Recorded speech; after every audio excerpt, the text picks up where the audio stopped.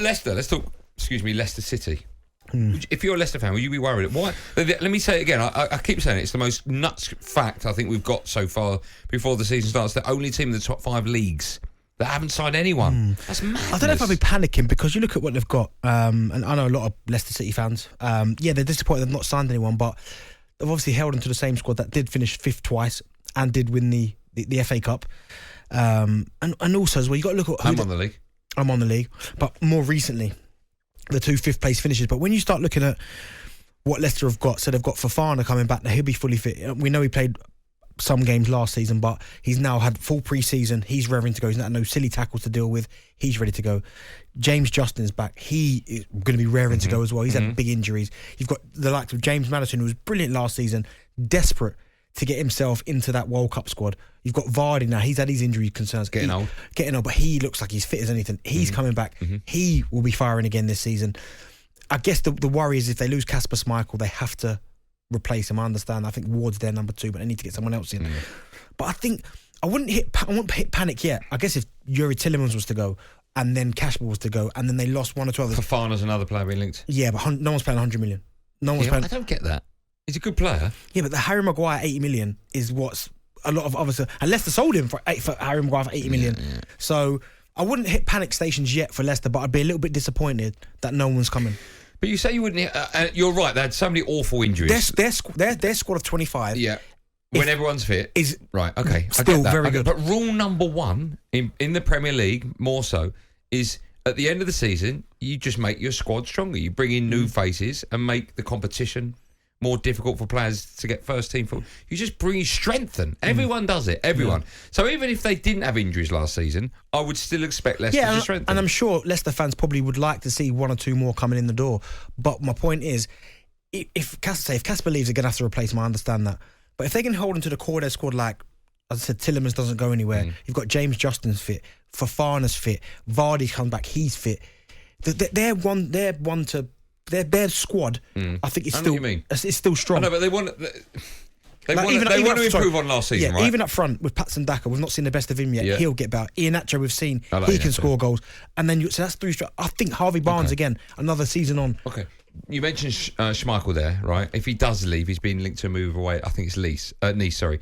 If he does leave, he's an absolute superstar for Leicester, right? He's won the FA Cup's on the league, and was 2 5th place finishes. Yeah, phenomenal, right? Phenomenal goalkeeper. Where he ranks in Premier League great goalkeepers, I don't know yet. We'll probably have that conversation on tomorrow's show, right? But he's brilliant. Yeah, we know that. How do the club Leicester honour him? Is statues? Everyone getting involved with the statues too much now? I do think maybe statues are a bit much. The Manchester thing, I get it, because I think they've got statues of some of the David Silvas and Manchester City, right? Which I understand that. United have got it obviously with Holy Trinity. Yeah, Arsenal. I think Arsenal have got the Thierry and all outside. Yeah. I get that. Yeah. Sunderland got any? Were you? Ipswich got any? Spurs got one. I think Ipswich have got some. I think they've got Bobby Robson, Ipswich, outside the stadium. They've got. Right. Yeah. They haven't got. So Ralph Ramsey, I think he might be on. Sir Ralph Ramsey. Sir Ralph. Yeah. Right. And Kevin Beattie, which I understand. Right. What about someone like Franz Tyson or Arnold Muir or Kevin Keegan? No, I've not seen them. Kevin Keegan was Ipswich, wasn't he? No, he wasn't. Kevin Keegan. I don't know what I said. Who am I thinking of? Mick Mills, I'm thinking of. Yeah. Oh, yeah. Mickey Mills. Yeah.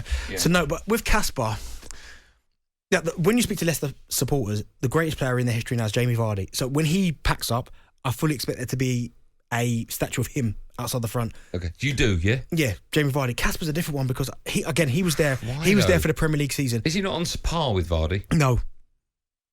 Look at Vardy, what he's done for that side. I know, but look what the goalkeeper's done, keeping goals out. Vardy scored them. Is he not the Jamie Vardy of goalkeepers? Vardy's been consistent since the moment he got there. Remember, breaking Van Nistelrooy's record, winning Golden Boots, winning the league. I know, but the goalkeeper can't do any of that. No, Kasper, I'm not taking nothing away from Kasper Schmeichel. He's been fantastic.